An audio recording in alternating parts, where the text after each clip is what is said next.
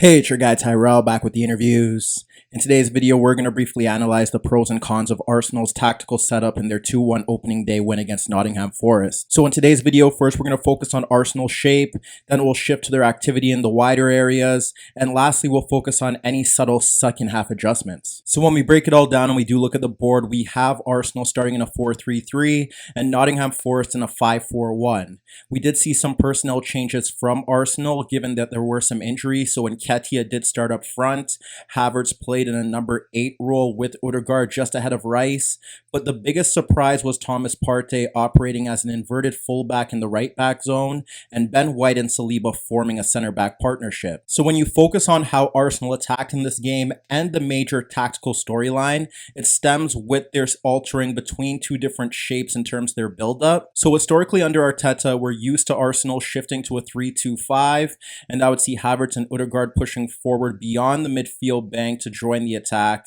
and then you would have one of the fullbacks here in Timber or Thomas Partey shifting in towards that midfield zone to make it a two-man midfield. Here, given the fact that Thomas Partey was included, you would expect him as the natural central midfielder to join Declan Rice in that midfield zone, and we witnessed that on a consistent basis, and that's where you saw White shift into a center back role on the right, and Timber operated from the left with Saliba central. However, here along with the 3-2-5, we witnessed Arsenal adopt a new build-up shape, and that was more of a 3-1-3-3. So what ended up happening was that Thomas Partey would move into that central midfield zone by himself. You would see the center backs spread out into their three-man backline, and now you would see Rice pushing forward into the gap between Danilo and Yates, and Odegaard in the gap between Mangala and Gibbs-White. Havertz would tuck in a bit more central, and then he would be in that central gap, so they'd have three options between the lines, and Nketiah would be operating ahead of the central center back, but could drop off deeper and swap with Havertz or one of those attacking midfielders, or even he could swap with the wide players if Martinelli wanted to tuck in as well. But that would leave Martinelli and Saka out in the wide areas in 1v1s against Aina and Aurier, and then they would be able to get support from the wide center backs in McKenna and Bowley,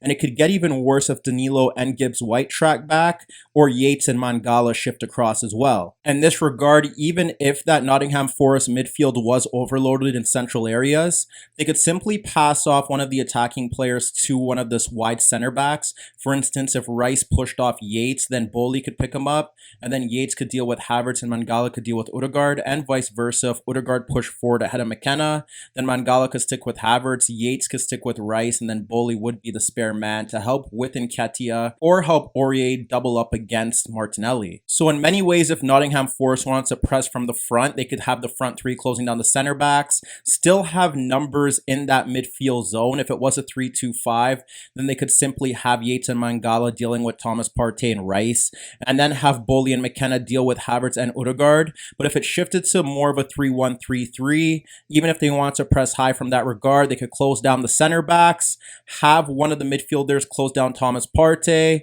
and then with help from one of the wide center backs, they could close down Rice, Havertz, and Odegaard and make it 3v3 in that regard, while having spare cover for Nketiah as well. It was evident in the opening stages that Arsenal wanted to get the ball out towards the right-hand side for Saka to run at defenders, but the issue that they encountered here was that he was often outnumbered in those situations, as Gibbs-White could drop deeper, Mangala could shift over, and McKenna could also tuck in to help out the wing-back. The problem was that Thomas Partey was shifting in towards the midfield zone, and Saka lacked overlapping runs from that regard, and Odegaard was often pushing forward, but he wasn't making enough underlapping runs to help create space for Saka, and even in those situations, they were often still outnumbered when Odegaard made that movement. Over on the left-hand side, you witnessed situations where Havertz or Rice were making runs in towards those zones on the rare occasion in the early stages, but Bowley did a very good job of tracking that movement, and there was a severe lack of combination down that left-hand side or ball activity in that zone as well, and it was rare because Martinelli against Aurier in a 1v1 battle would be a preferred option for Mikel Arteta's side. Thomas Partey was able to impact the game when he dropped off in towards the back line to get on the ball,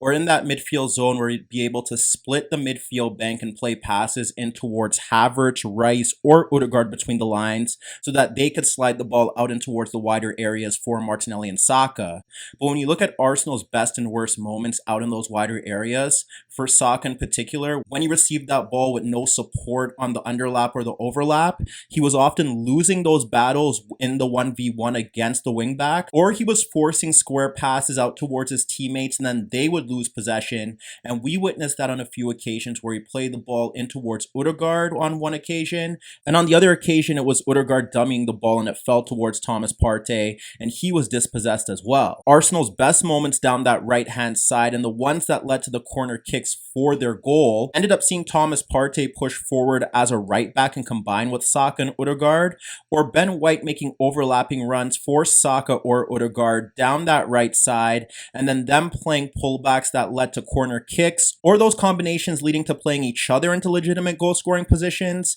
or Nketiah making runs across goal into legitimate goal scoring positions. And the same was applicable on the left hand side, as when you break down the build up to the corner that resulted in Saka's goal, it was Timber sliding the ball out to Martinelli, pulling out the wing back, and from there he's able to clip the ball over him for Havertz making a run off Danilo and Boli in left half space, and he was able to place him in a position where he could pull the ball back across goal for Nketiah breaking in, and it forced the corner. But given the fact that they struggled to play through the center of that 5-4-1, it was clear that Arsenal's best opportunity stemmed down the right hand side, where they were able to get Saka or Odegaard in a position to get into 1v1s and then have the overlapping runs from White or the underlapping runs from Odegaard, or sometimes both. And if that wasn't the case, it would be Thomas Partey pushing forward in a more natural right back position where he could combine with Saka, and those quick slick combination plays in and around that zone gave Nottingham Forest his backline several issues and placed Arsenal in very good positions. Meanwhile, when you look to the second half, you did see a slight adjustment from Nottingham Forest, as there were times where they shifted away from the 5-4-1,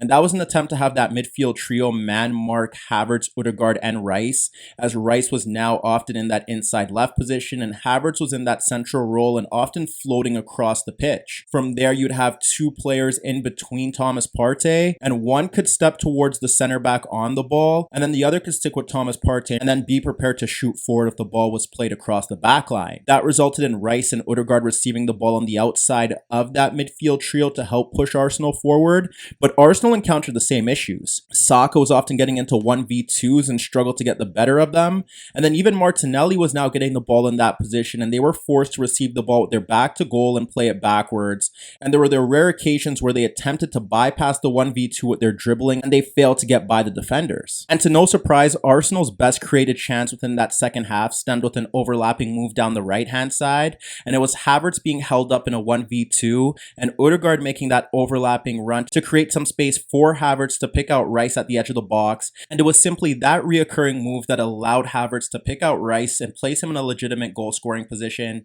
and from there he ended up hitting the post. So as you could see, 2 moments of magic within a 6-minute period was enough to secure 3 points for Arsenal, and yet while they were the better side for large spells of this game from a territorial, possession, and shot creation perspective, the system as a whole failed to effectively present major issues towards an inferior Nottingham Forest side.